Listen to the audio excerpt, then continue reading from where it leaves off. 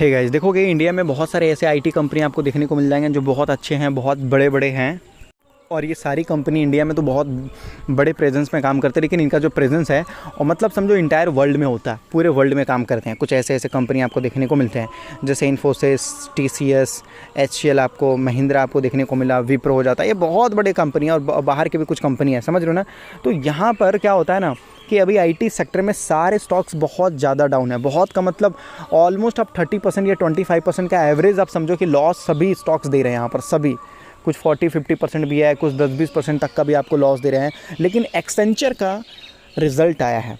अब इसकी वजह से आईटी कंपनियों में ना क्या होता है ना कि एक तरीके से समझो कि मतलब बहुत ज़्यादा मतलब जो है रेस हो जाता है। रेस का मतलब समझो यहाँ पर कि एक्सेंचर ने अगर बहुत अच्छा रिजल्ट पेश किया तो ये एक इंडिकेशन होता है कि आईटी कंपनी बहुत अच्छा परफॉर्म करने वाली है फ्यूचर में। पहले देखो मैं आपको बता दूं, एक्सेंचर एक बहुत बड़ी कंपनी है जो कि ग्लोबल लेवल में काम करती है, बहुत बड़ी कंपनी है। उसके बाद हमारे इंडिया का TCS आपको देखने को मिल जाएगा जो कि टाटा कंसल्टेंसी सर्विस है। TCS इतनी बड़ी कंपनी है कि इंडिया का स्टॉक मार्केट को संभालने वाला TCS ही है। इंडिया का स्टॉक मार्केट को कौन संभालता है, NSE को कौन संभालता है, TCS ही संभालता है। और उसके साथ साथ अगर आप देखोगे तो इंडिया का सबसे बड़ा सरकारी bank SBI, state bank of India, उसको कौन संभालता है, तो वो TCS ही संभालता है। तो इतने बड़े बड़े प्लेयर के लिए काम करता है, और भी बड़े बड़े प्लेयर हैं जिनके लिए काम करता है। इंडिया का स्टॉक मार्केट सोचो कितना बड़ा होगा, कितना बड़ा होगा, ऐसा होता है, समझ रहे हो ना। तो उसके साथ साथ TCS इंडिया का बहुत बड़ी कंपनी है। उसके बाद इन्फोसिस आपको देखने को मिलता है, और भी कंपनी देखने को मिल जाती है। तो आपको पता हो गया कि एक्सेंचर कितनी बड़ी कंपनी है। तो अगर वो कुछ करती है तो उसका इम्पैक्ट हमारे TCS, इन्फोसिस, HCL, विप्रो, महिंद्रा, ये सब में आपको देखने को मिलता है। ठीक है, तो यहाँ पर बताया जा रहा है एक्सेंचर बीट गाइडलाइन। देखो होता है ना, जैसे कि यहाँ पर बताया जा रहा है कि एस्टीमेट को इसने बीट कर दिया है। एस्टीमेट का मतलब क्या भाई, प्रॉफिट लॉस, तो प्रॉफिट लॉस होता है। देखो समझने की बात करते हैं। अभी मार्केट में क्या होता है ना कि मार्केट हमसे एक्सपेक्टेशन रखता है। क्या एक्सपेक्टेशन रखता है कि भाई ये जो कंपनी है कम से कम 100 करोड़ का प्रॉफिट तो कर ही देगी। मार्केट एक्सपेक्ट करता है कि ये कंपनी 100 करोड़ का प्रॉफिट तो कर ही देगी, जिस तरीके से कंपनी काम कर रही है। अगर मान लेते वही कंपनी ने 80 करोड़ का प्रॉफिट किया तो भाई मार्केट उसको बहुत तेज़ी से नीचे गिरा देगा, क्योंकि मार्केट भी सोच समझ के एस्टीमेट करता है, इतना अंदाज़ा लगाता है, इतना हो जाता है। लेकिन कंपनी ने अगर मान लेते हैं 120 करोड़ का प्रॉफिट कर दिखाया तो मार्केट ने जो एस्टीमेट किया था उसको भी बीट कर दिया, तो क्या होता है कि मार्केट इसका वेलकम करता है। समझ रहे हो ना, मार्केट इसका वेलकम करता है और इसके स्टॉक के प्राइस बहुत ऊपर जाते हुए नज़र आते हैं। तो ये जो उनका एस्टीमेट बताया जा रहा था 15.8 बिलियन बताया जा रहा था, काफ़ी अच्छा परफॉर्म किया है। लेकिन इनके रेवेन्यू थोड़े बहुत गिरते हुए नज़र आए हैं। इन्होंने बहुत 19,000 मतलब जॉब कट करने वाले हैं। पहले भी इन्होंने बहुत ज़्यादा जॉब कट किया है और अभी भी अपना जॉब कट कर रहे हैं। तो ये एक्चुअल में कर क्या रहे भाई, समझने की कोशिश कीजिएगा। रेवेन्यू कम आया है लेकिन कंपनी फिर भी प्रॉफिट काफ़ी ज़्यादा कर रही है। ये हो क्या रहा है, सेल्स घटता जा रहा है लेकिन प्रॉफिट बढ़ता जा रहा है। देखो इन्होंने क्या किया ना, मार्जिन अपना बढ़ा लिया। मार्जिन का मतलब ये बहुत सारे लोगों को जॉब से निकाल रहे हैं, जितने भी आलतू फालतू एक्सपेंसेस थे उनको कम कर रहे हैं। तो इनसे क्या होता है ना कि इनका मार्जिन बढ़ जाता है। अब जब मार्जिन बढ़ता है तो कंपनी का सेल्स भी अगर कम है तो प्रॉफिट बढ़ जाता है। पहले अगर मान लेते हैं कि 100 रुपये का प्रोडक्ट पे अगर हम 5 रुपये कमाते थे, अब मान लेते हैं कि हम अपने मार्जिन बढ़ाते हैं तो 10 रुपये कमा ले रहे हैं। तो ये क्या होता है कि हमने अपने एक्सपेंसेस घटाया है किसी न किसी तरीके से और अपना मार्जिन बढ़ाया करके। अब इसी की वजह से होता क्या है, 3 घंटे पहले खबर आया है कि एक्सेंचर के वजह से इसका इफेक्ट देखने को मिलता है इंडियन स्टॉक मार्केट में। जो बड़ी बड़ी कंपनी देखने को मिलती है जैसे TCS, इन्फोसिस, ये सभी मतलब गेनर्स में आए थे, और बड़े बड़े कंपनी HCL वगैरह भी। तो इसका इंपैक्ट देखने को मिलता है इंडियन स्टॉक मार्केट में। तो ये तो हो गए बड़े बड़े कंपनी। अब सोचो इंडिया में जो small cap, mid cap, penny stock होंगे उन पे बहुत ज़्यादा इंपैक्ट देखने को मिलता है। वो तो 5% के सर्किट में चले जाते हैं, 10% भाग जाते हैं, 15% भी भाग जाते हैं केवल इस खबर की वजह से।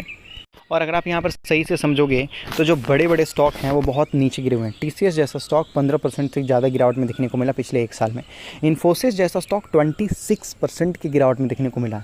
वन मोर टाइम समझने की कोशिश कीजिए, ये इन्फोसिस है। इन्फोसिस जो ज़्यादातर पब्लिक वेलफेयर के लिए काम करता है, समझ रहे हो ना। ये वेल ऑर्गेनाइज कंपनी है जो कि मतलब एक प्रोफेशनल वे में काम करती है। प्रमोटर के पास स्टेक बहुत कम है।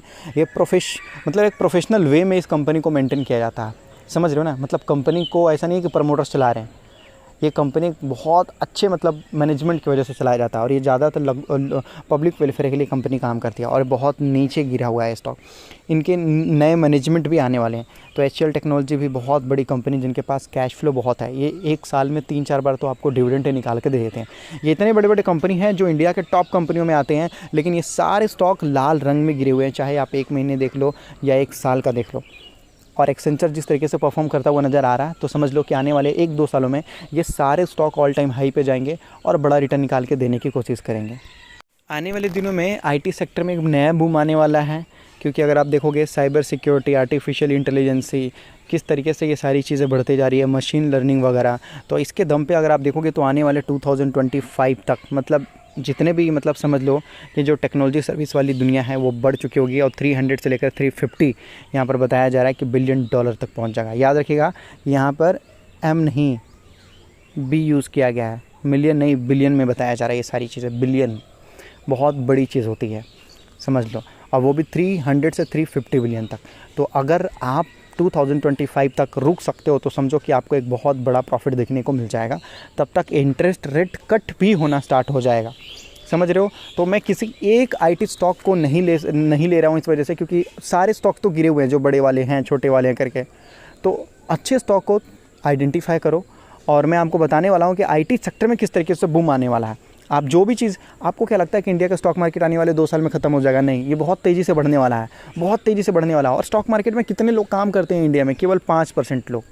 और हो सकता है कि मैंने गलत बता दिया आप लोगों को, क्योंकि पहले डेटा 4.5% था, हो सकता है मे बी अभी 5% लोग काम करते हैं।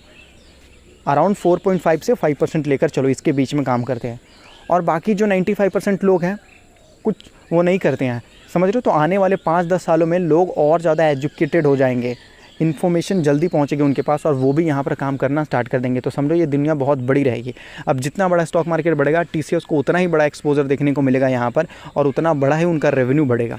याद रखिएगा। ये बात सही है कि सब लोग 5G यूज़ नहीं कर पा रहे हैं अभी जिस दिन मैं वीडियो बना रहा हूँ, लेकिन पता है गवर्नमेंट ने 6G के लिए भी अनाउंसमेंट कर दिया है। 6G के लिए भी अनाउंसमेंट कर दिया है। लोग 5G यूज़ नहीं कर पा रहे, लेकिन 6G के लिए अनाउंसमेंट कर दिया गया है। अब आप सोचो कि जिस तरीके से आने वाले दिनों में आज जितना हम इंटरनेट यूज़ कर रहे हैं, इससे 100 गुना ज़्यादा स्पीड से इंटरनेट चलने वाली है। ऑटो कमांड पे सारी चीज़ें चलना स्टार्ट हो जाएगा, ऑटो कमांड पे।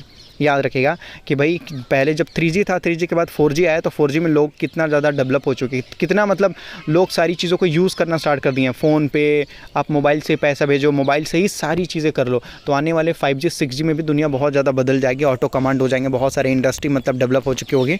तो अपॉर्चुनिटी बहुत है, बहुत है। अच्छी चीज़ों को लंबे समय तक होल्ड करके रख सकते हैं। और अगर आप स्टॉक मार्केट में नए हैं तो अपना डीमेट अकाउंट एंजल में ओपन कर सकते हो, जहां पर आपका डीमेट अकाउंट बिल्कुल फ्री, डिलीवरी चार्जेस फ्री, केवल 20 रुपीज़ लगता है, वो भी इंट्राडे में। तो डिस्क्रिप्शन में लिंक दिया गया है, मिनटों में जाकर अपना डीमेट अकाउंट वगैरह ओपन कर सकते हैं, वो भी बिल्कुल फ्री में।